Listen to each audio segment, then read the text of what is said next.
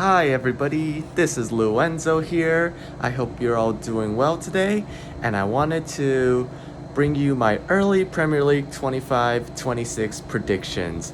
I know the transfer window is still open as of right now, and a lot can happen before the season starts, hence why I'm titling this early Premier League predictions, but I did want to give it, given where teams are currently, and just what I think will happen early on as we inch a few weeks closer to the season. This is all just for a bit of fun and something that we can at least have an open discussion about before the season starts. So let's get right into it. At number 20th, I'm gonna say Burnley. I just think their business they've done so far hasn't been the most appealing. I think they've signed the likes of Kyle Walker, which I know is a big signing for Man City, but will he be enough? I don't think so. Their attack doesn't look the most inspiring, I think, to me, and while I think they defended so well in the championship, getting the 100 points to go up in second, I just think their attack is not going to be enough for the Premier League. I can see them being a team that might lose a lot of close games, whether that's 1-0, 2-0, but on the whole, I don't think they have enough to stay in the Prem, and I'm going to have them to finish 20th. In 19th, I'm going to go for a surprise here, and I'm going to say AFC Bournemouth. They've done so well in the past few seasons, and they deserve to be where they are, no matter their club size and ground size that we all like to laugh and joke about sometimes. But they have such a great manager in Iraola, and they have such great players that they've brought in and had to sell over the years when other teams come knocking. I just think this summer they've lost the likes of Kirkaz, they've lost the likes of Howson, they've lost Kepa and their other backup keeper Mark Travers to Everton. They've brought in Petrovic and Adrian Truffert when I last saw their transfer news, and I just don't think it's enough business so far. They do still have a promising attack that they've retained players from, but I just think their defense is gonna be what lets them down. And I'm looking at the business the promoted teams are doing, and I just think I'm gonna put Bournemouth as a surprise team to go down. In number 18th, I'm gonna go with another surprise team, and that's gonna be Fulham. Now, same thing like Bournemouth. They did well to come up. Marco Silva, great manager, really redeemed his managerial status. I know he had his struggles at Everton and Watford, but he did so well to stabilize Fulham in the Premier League. But I'm looking at their end of season form last year, 3 wins in 8. And then going into this season, they've retained their players, and I think they made one signing to a player they brought in. But on the whole, I think they need to do a lot more. And I just think the team that didn't do the business is the team I'm going to put the fall by the wayside. In number 17th, and this is bold, but I'm going to go for it. Sunderland. Came up through the playoffs. They, I guess, tailed off in the championship in the last 5 games. I know they had their losses, and then they had to fight for it against Coventry, I'll say. And they had to fight for it again against Sheffield United. I think they were under the cosh for so much of that game, watching it myself. But they came back. They're coming into the Prem after 8 seasons. 8 seasons. But I think they'll stay up. Promising young team. Promising young manager in Reggie Labrie. Great recruitment so far, I think, in the likes of Diarra, Simon Adingra, Prem experience, might get Granit Xhaka. I think they'll do it. Big club, big fan base.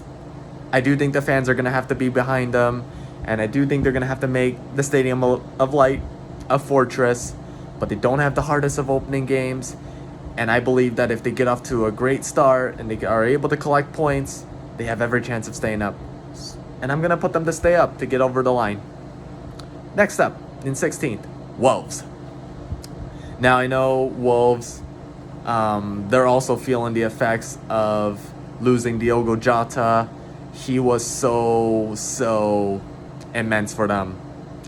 And I say that in the most heartfelt and sincere manner.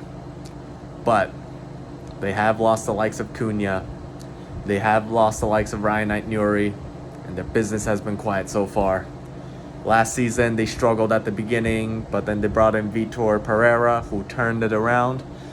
I just think they need to make some signings sooner than later. And given the business that teams around them are doing, I always think you're going to take a risk when you don't do any business. Hence, they're going in 16th for me. Number 15th, West Ham. They brought in the likes of Graham Potter last season when Julian Lopetegui didn't quite work out. And I'm not really inspired by the appointment. I don't really think they've improved too much under Potter. They've had little results here and there, but on the whole, I'm just not seeing anything that'll make me think they'll go higher. So 15th for me. 14th, Leeds. They came up in the championship. They were so good. 100 points. They smashed it across the board. They really had to recover from their playoff heartbreak last season, or the season before, I'm sorry. And Daniel Farke, he really worked his magic, I think, with that team, because they lost players after that playoff heartbreak, or playoff final heartbreak. But it's going to be hard. But I think they'll do it. They've recruited promisingly so far. Sean Longstaff, Premier League experience. Anton Stack, Jacopillo, Lucas Nemecha, Luca Perry. I really like their signings, and I think they'll stay up. And just as like a word in general about English football in the last 2 to 3 seasons, I know like the season before, all 3 teams went down, and then last season, all 3 teams went down. I guess my general sentiment now is it is easy for me to, or it could be very easy for me to just put all 3 teams to go down like many others are doing, and reasonably so. But part of me has this optimism that one of these teams will at least do it, whether that's Leeds or Sunderland or maybe Burnley, and that we finally see a change in English football where a team can come up from the championship and survive no matter the money involved. And I think it's going to be so crucial that one of these 3 teams stay up, just to give the other teams below them that belief that you can come up and you can stay up. And I'm going to go for 2 of the 3 promoted teams to stay up in this moment right now. Number 13th, Everton. Didn't start the season so well last year. David Moyes had to come in, steered the ship.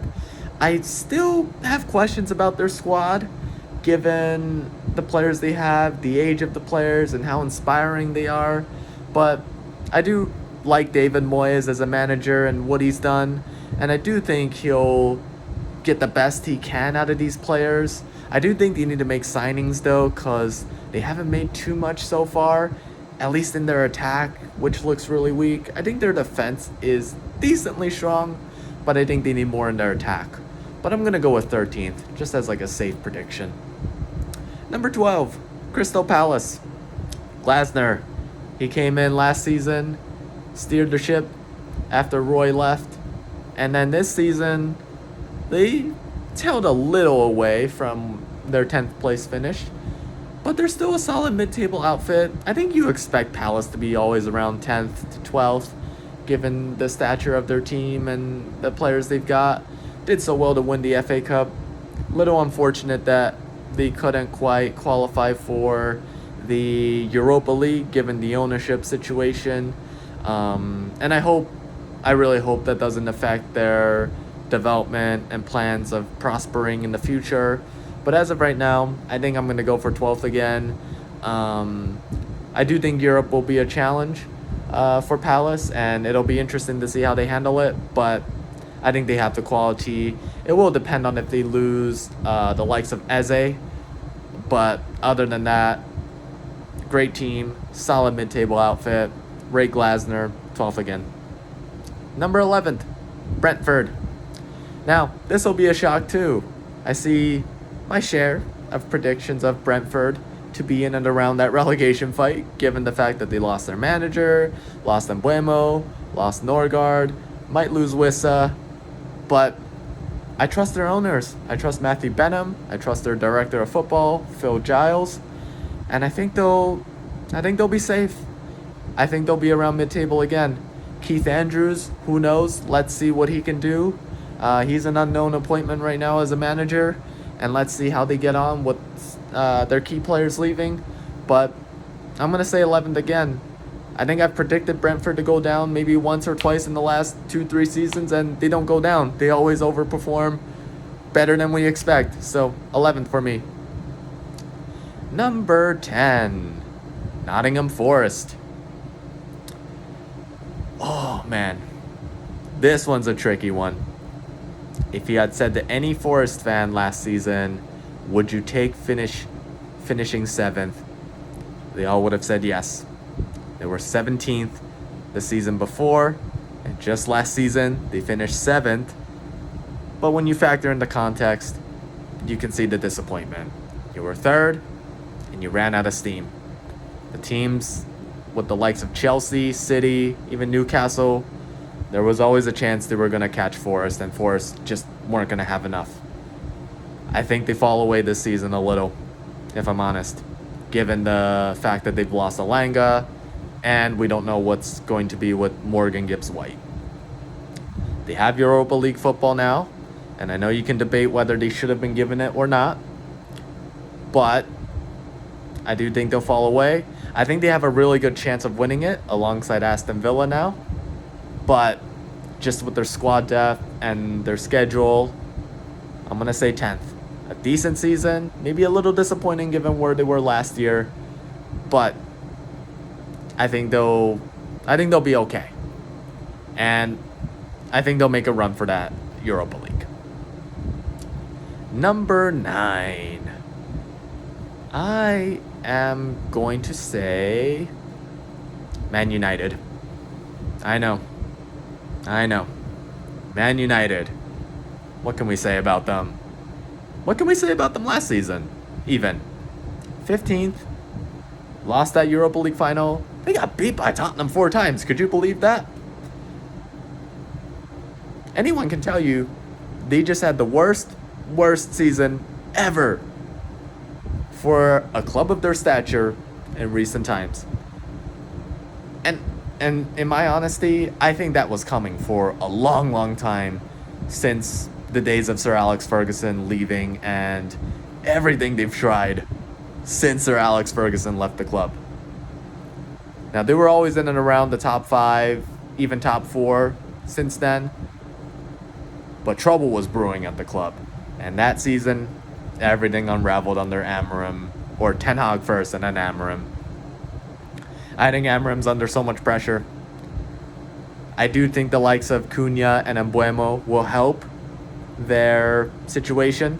I don't think it'll be enough, but I do think they'll improve. And while a mid-table finish is never ever ideal for Manchester United, I do think it's the least they should expect, given their team and given where they were last season. They still got outgoings that they need to sort, the likes of Garnacho. I know Rashford's already went off to Barcelona, but last season was so poor that I think when you're on the floor at the Rock, you can only rise from there. If you're going to sink any lower, it's relegation. Number 8, Tottenham. Now, Tottenham last season, what can you say? It was a strange old season. They won a trophy, the Europa League, and broke their trophy curse after 15 years. Or 17 years, actually. 2008 was the last time they won a trophy. But look where they finished in the league. 17th. They were under Ange. They started the season not so greatly, and then as the season wore on and the injuries started pouring in, they just went down, all the way until they couldn't go down anymore because the 3 new promoted teams were so poor. Now, a controversial opinion of mine is I think they made the right decision to fire Ange, or to sack him, you can call it in England, given the fact that, yes, he won a trophy, but that Premier League season was straight unacceptable by anyone's standards, even Tottenham standards, which I know might not be the highest, but that was a new low. And I think if he was to stay in charge next season and pull a similar stunt to that, you worry about relegation. Right now, they brought the likes of Kudus in the door, and they tried to go for the likes of a Morgan Gibbs-White, and I know they're sorting their contracts out with different players. Some might be linked to a move away. So, at the very last, they won a trophy, and I do think they'll build on, or they'll have to build on the season from before, since they will have the Champions League, and the game against PSG will be a major, major test for them. But I'm going to say 8th right now. I like Thomas Frank as a manager. I like the way he speaks and conducts himself. I do think he'll get a tune out of these players. And on the whole, I do think there has to be, let's say, a rocket up of Tottenham right now, from the board to manager and players. Of last season was still unacceptable, and we need to be better. And I think they'll improve. But let's see what business they do from here. Number 7th, Brighton. Now, contrary to popular opinion, I actually think Brighton's season last year was a decent season for Fabian Hertzler and his first season in charge. I know the players and the profiles of players they've got, with the likes of Matoma and the likes of... Who else do they got? They've got the likes of Matoma.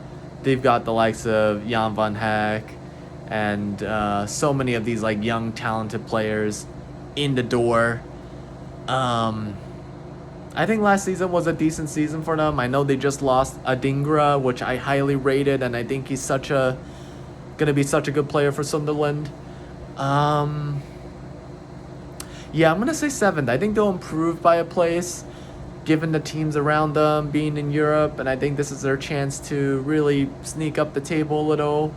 I do think they'll have to be more consistent than they were last season. I think their inconsistency is what had them falling short in the end. But I love the likes of Matt Swifer, Solly March, who's so experienced, James Milner, who's still there.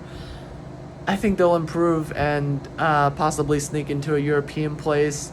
But I just think last season was a decent one for Hertzler, and I think they'll just have to build off of it from here, which I think there's every chance they will. Number 6th, Aston Villa. Same place as they finished last season. I think they'll stay where they are. I think they've got a great crop of players as it stands under Unai Emery. I don't see a lot of business conducted by them, given PSR and the rules around that. But as of right now, I still think they've got a great squad.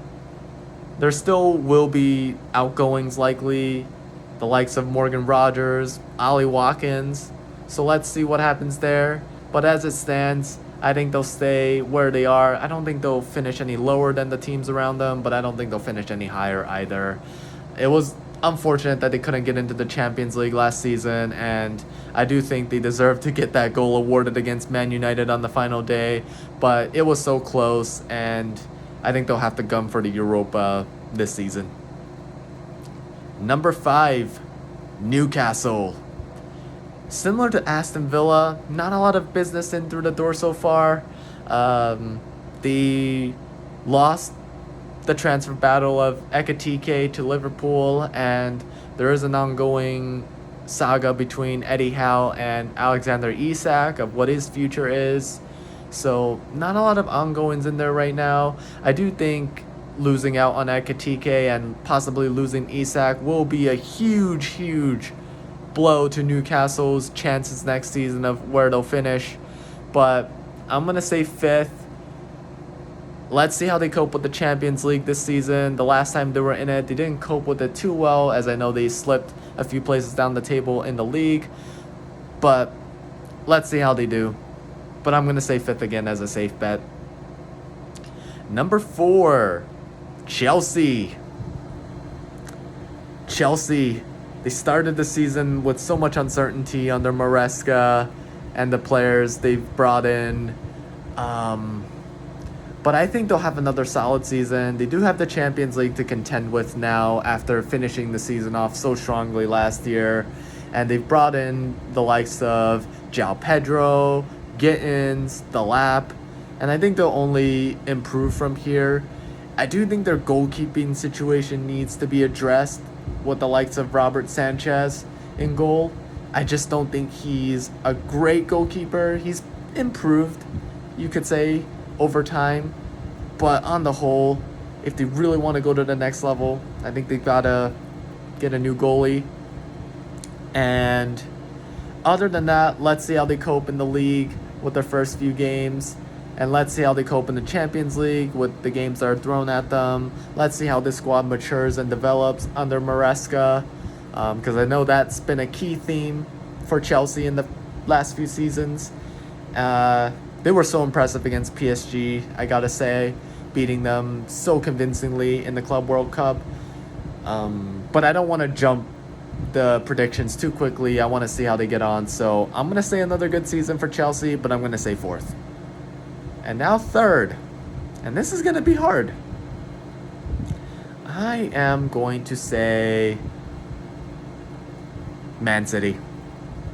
I know. They've recruited well. They had a very, very poor season by their standards last year, to say the absolute least, under Pep, who you could call the greatest manager or one of the greatest managers in this modern era of football. And they've recruited Marmoush, Reinders, Cherki, Ryan Ait-Nouri, Nico Gonzalez, and they've definitely had some outgoings as well. De Bruyne, possibly Rodri, possibly Grealish and Kovacic. But I'm going to say I'm not convinced it's going to gel next season. I think Pep will be under great pressure. I think they'll have to improve from where they finished this last season. They'll want to be better than third. They'll want to be challenging again for trophies, given the standards they've set in the last decade, you could say. But I'm going to say it doesn't happen. I do think they'll be better, points-wise, and I do fancy them to maybe win a cup or two, Carabao, FA, but I'm not going to say it's going to quite gel just yet. This is Man City 2.0 in the works, and I'm going to say maybe it might take another season before Pep fully gets it going again. Number 2, Arsenal, their favorite position in the league. And I'm saying second again. Oh, don't the fans love that chant? Second again, ole ole. Second again, second again, second, ole ole ole. I'm going to say second. Mikel Arteta, he's going to be under great pressure this season. But let's start with where he took Arsenal. They were a team barely getting in the Champions League. They were a team nobody could take seriously under Wenger's final years, and even under Unai Emery when he was there. They were a team with a lot of misfits, you could say. And Mikel Arteta, he changed the culture. He brought them back from the depths. He got them challenging again. We do take them as a serious challenger now, to say the least. Brought in these high-profile players over the years. Declan Rice, interesting signings too, the likes of Jesus, Havertz, Sterling. And then this season, he's gone all out, and I think he has to deliver. Gyökeres, Madueke, Zubimendi, even signing the likes of Norgard and Kepa. And I still think they'll need to go for the likes of a Rodrigo or an Eze to improve their left side of the attack, unless he incorporates Madueke in there. Given, I feel, Martinelli's, let's say, decline in the last few seasons under Arteta. And I think he'll be under great pressure to deliver a major. I don't think an FA Cup or a Carabao Cup will suffice, given how many years he's been there, how much money he spent. But he's going to be under great pressure. They'll have to go for it in the Champions League, but I'm going to say they won't win the league. I just don't think The mentality is there. They're close, but will they get over the line? I'm not convinced. And now, number 1, Liverpool, my very own team. And I know, would you look at that? A Liverpool fan predicting his own team to finish in first. But I predicted us to be third last season when Arne Slot came in. We didn't really sign any players. We signed Chiesa. And I thought we would have a decent season. Be comfortably in the top 4. Go win a cup. FA Cup, Carabao Cup. Maybe try to make a good run in the Champions League too. I didn't think we were going to win it. But if we could go somewhat far in there and just get, let's say, beat by a great team, it would have been decent for me. But we won the league last year. And now, we signed the likes of Kerkez, Frimpong, Ekitike, Verts, and we're poking the needle. We're heavily poking the needle for Isak. And I think we're under even more pressure this season to win the Premier League again, to retain the trophy, go for number 21. And the pressure from me will be for us to go far in a major competition. So for me, the Champions League. I know last season we won the league, but I don't think our performances in the FA Cup, the Carabao Cup final, and even the Champions League itself was the best. I think it can be improved. Alongside that, I do want to pay my tribute to Diogo Jota. His death, his sudden passing. I believe this will fire us up for next season.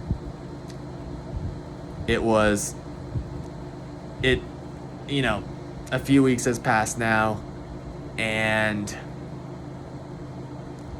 I took a few days to really process that when the news hit right before we were entering the weekend. I watched all of his goals. I saw the funeral live when they were broadcasting it. We're gonna miss him dearly, and I think alongside our transfers, our players have to be mentally fired up now to deliver next season again. Not just for Jota, but for the fans and for the expectations. And that, guys, is my Premier League predictions for next season. I hope you all enjoyed this video. I hope you all get in there and make your predictions too. I know I was a little bold here and there, but I want to do this differently than how you might see other people do this. I want to be unique in this. So I hope you all get involved. Don't be afraid to be bold as well. Don't be afraid to share your thoughts. Let's be respectful to each other. And I hope to see you all next time. Take care for now. Have a good rest of your day, evening. And I'll speak to you all soon. Bye-bye.